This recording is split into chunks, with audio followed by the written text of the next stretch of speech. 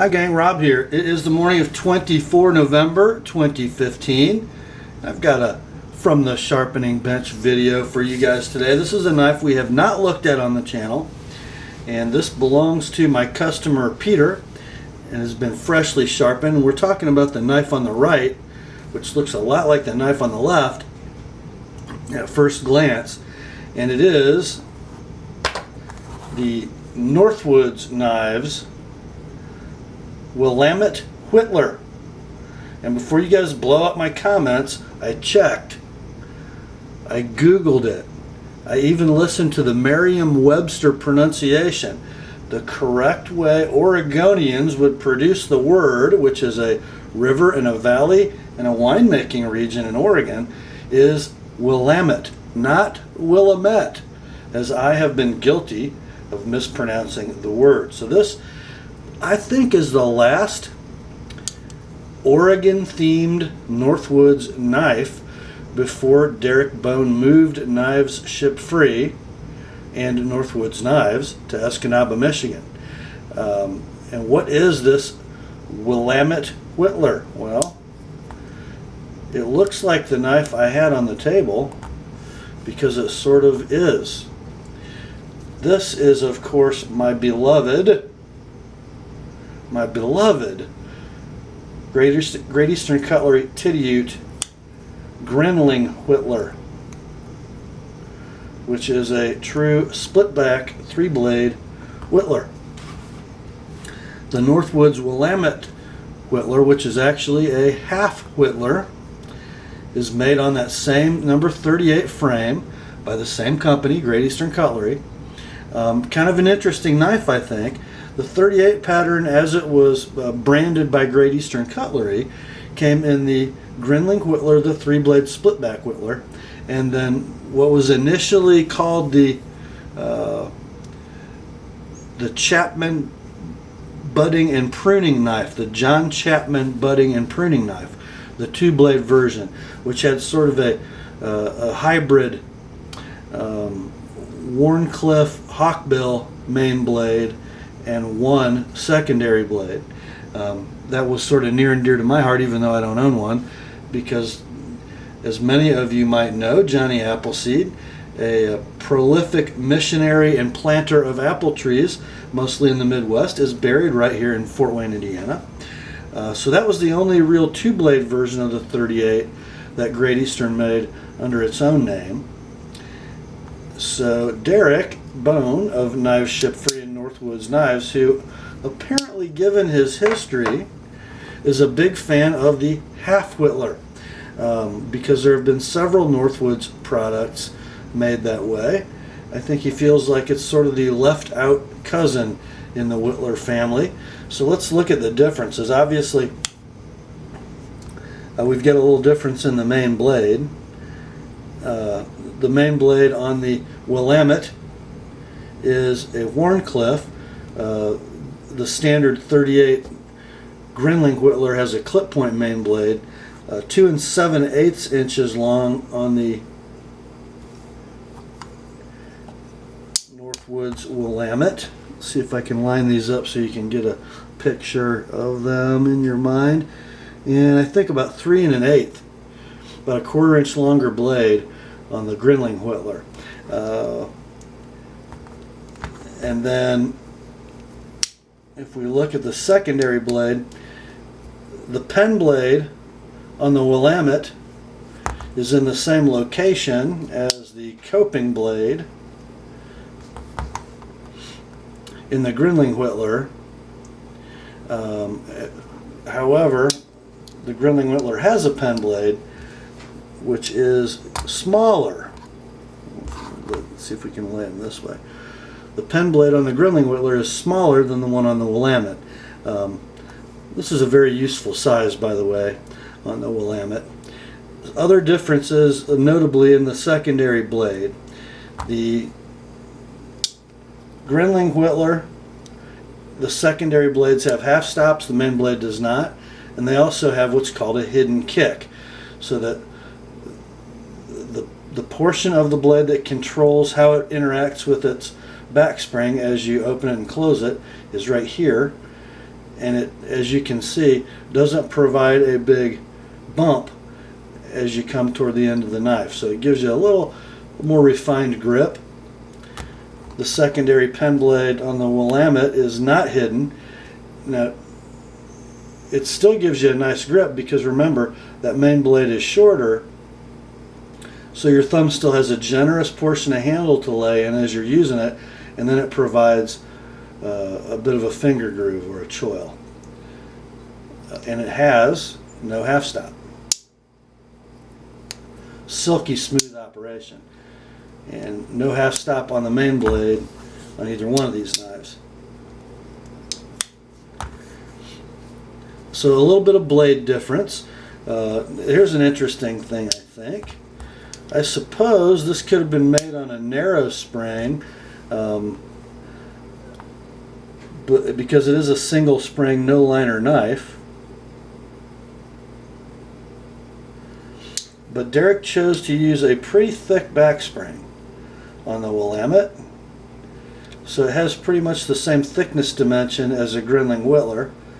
And it gives us a nice sturdy back spring on that main blade.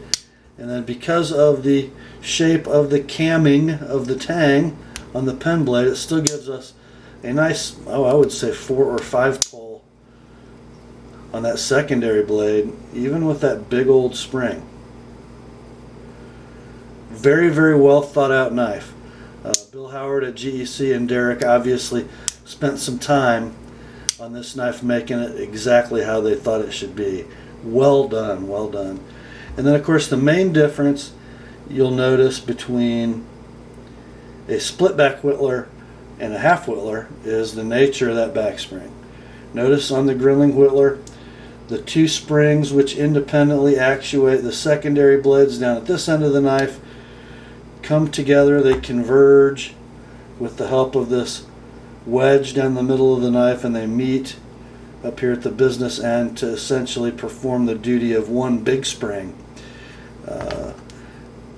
Not nearly as complicated would be the Willamette. Pretty cool knife though, I think. And I think it's great that Derek had this special factory order made by GEC for Northwoods for a couple reasons. Number one, GEC didn't produce a half Whittler in a more standard form than the Chapman budding and pruning knife. Only that sort of hybrid sheep's foot hawkbill blade. And in this straight Wharncliffe, I think this is a configuration of the number 38 frame that just needs to be. Very, very cool blade.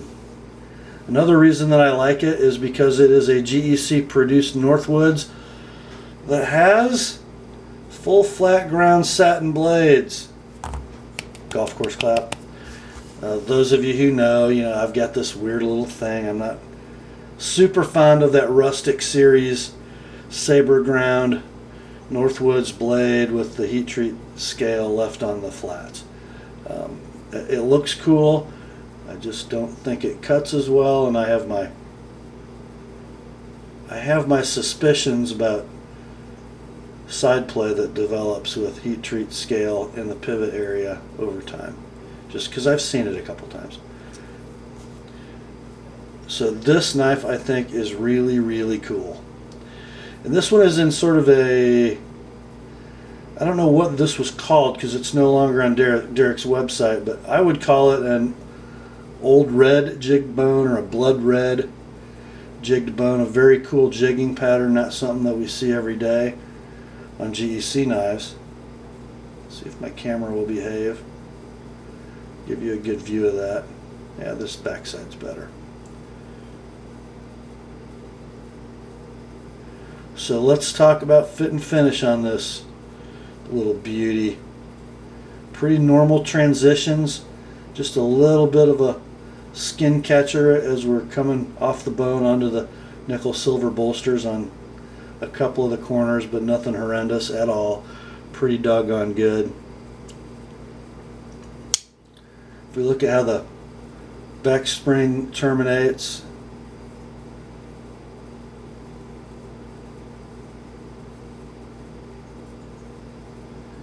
very straight.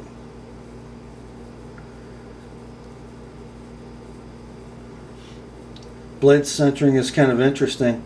The main blade, it gives the pen blade lots of room to work. It is tanged so that it rides very close to the liner. So we should really never have a blade rub issue on this knife. If we look down this way, you'll see plenty of clearance between pen blade and main blade. Notice how the main blade is bevel ground just a little off center to facilitate clearance for the secondary pen blade. Just really, really well done. And then this inside swedge on the pen blade also helps with clearance. So really, you should never see a Willamette half Whittler with blade rub. Satin finishes impeccably executed on this knife, as we are used to seeing from Great Eastern Cutlery. And look at the beautiful bevel grinds. Straight and true with that 18-degree secondary bevel, just nice and straight and even all the way down both sides. I don't know, do you think maybe it cuts? Let's check. Okay.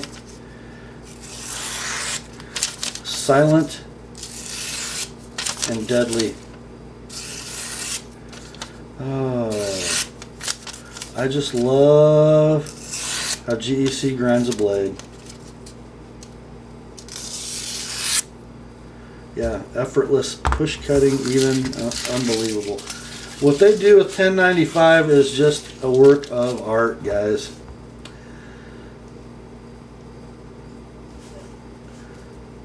So, you can still buy these. They were produced, I think, in April. I think these were like the last 38s ran by GEC in 2015.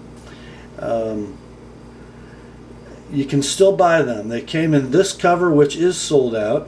They also came in blue camel bone, still available. Cocobolo, still available. Elephant ivory, sold out. And stag, still available. I believe these knives, when they sold new, were $129.95, I think. Derek, you might want to chime in and correct me. It doesn't matter because you can't buy one now anyway. The Cocobolo are $139.95, the blue camel bone $149.95, the stag $174.95. So they're a little pricier than the GEC versions were. For really no higher level of fit and finish. You know, you can make the case for a little bit rarer cover materials on the Willamettes. Certainly, if you get into the stag and the ivory. But you know, the bone-covered knife, the jigged bone-covered knife, versus a Titty-Ute Grinling Whittler. I think we're talking $20 or $30 more for the Northwoods version. Don't know that they're built to a higher standard of precision, but they are more rare. They are definitely more rare. The Northwoods brand demands a little bit more of a premium than a direct sibling in the GEC line, just because of supply and demand and perceived value as a function of that. Certainly not a ridiculously priced knife, and certainly a really, really cool blade. Now, why a half Whittler?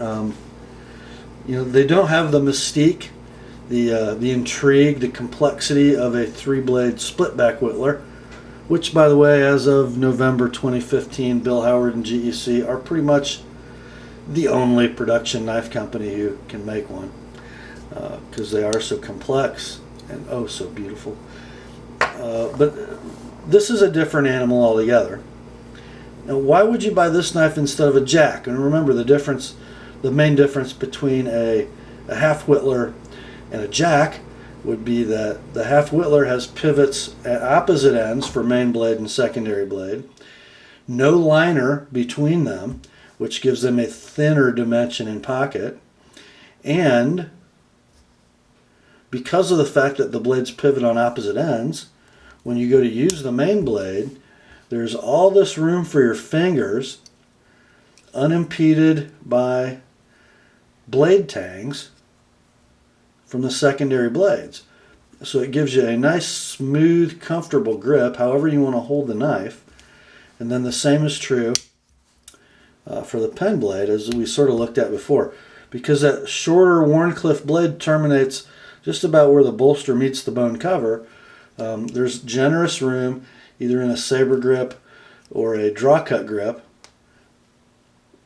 for controlling the knife without touching the other blade, or at least not uncomfortably so. It's a pretty cool pattern. I've always thought, aesthetically, when you see pictures of knives in listings, I've always thought they looked a little odd. My eye sort of likes the jack pattern better, but for utility and for carry, the Half Whittler is really a better designed knife. So if your collection is lacking a Half Whittler and you have an eye for blue camel bone or cocobolo or stag, you might want to stop by Knives Shipped Free and pick up one of the 2015 Willamette Whittlers. It might end up being historically significant because it is the last Oregon branded Northwoods. And I thought you'd certainly like to see it. Let's take a good flyover before I let you go.